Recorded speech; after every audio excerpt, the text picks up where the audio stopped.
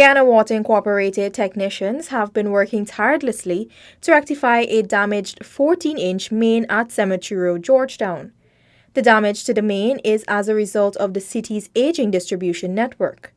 Executive Director of Operations Dwayne Shako explains. The lines in Georgetown, some of them were laid in 1898 and 1899, and the line in Cemetery Road was actually laid in 1902. So it's about 170 years old.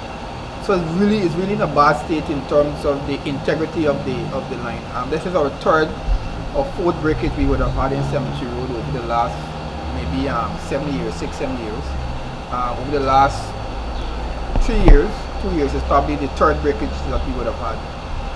So basically, what causes is a really old network. The bottom of the line really just gives up.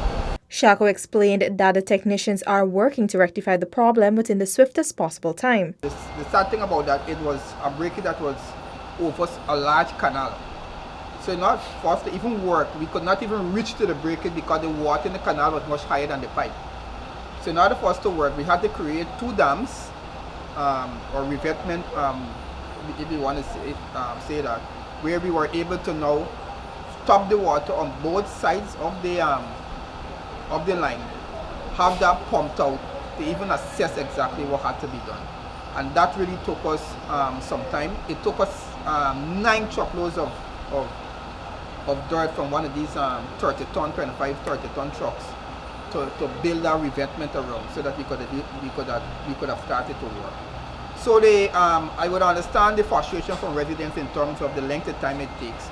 But these are not small breakages. These are 14-inch lines, and they're metal lines, steel, cast iron, and sometimes they're ductile iron, and all of these things. So they require a lot of precision in terms of cutting. They take a lot of time to cut, and then we have to be careful in terms of the safety aspect because we have workers on site there right next to the line that is being cut on these things. So we have to ensure that all is well in terms of our matching and all of these things. The city's network spans from Turkine to Agricola and is interlinked, allowing for servicing of more than one community at a time. The downside to the interconnectivity is that in the event of a break, GWI has to shut down the water service to several areas to effect repairs. Like what happened today, we really had to shut down Turkine. Both Turkines, I mean that Cummins Lodge area would have been out of water. We had to shut down North Rumville, Festival City, Kingston, Sophia Plant, Central Plant.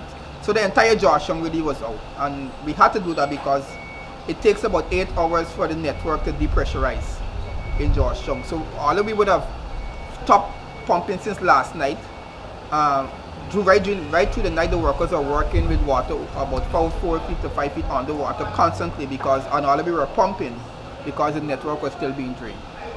So these are the things that I understand the customer's frustration, but their safety aspect and so on, and the engineering that we have to go through in order to ensure the work is completed successfully.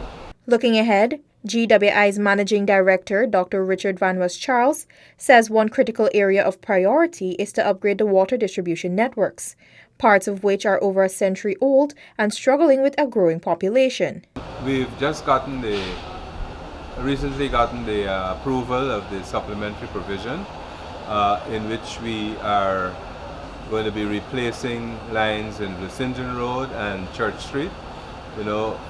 Just early this year we had a number of breaks on St. Road and in Church Street, and so at least we've gotten resources for the purchase of new HDP pipes which will be replaced. We're now completing the design, and in the 2020 budget we on a high priority is actually the replacement of the transmission line for Cemetery Road. Those are critical arteries for the supply of water to the city.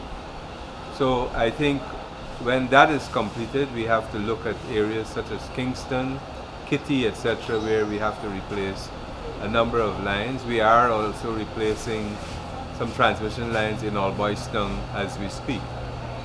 Therefore, it that does not complete everything, but we will highlight this as a consistent priority, and together with GOG, that understands, the government of Guyana understands the critical nature of the replacement, and I suspect within another 3 years or so we should complete the replacement in Georgetown. For InfoHub, Anara Khan.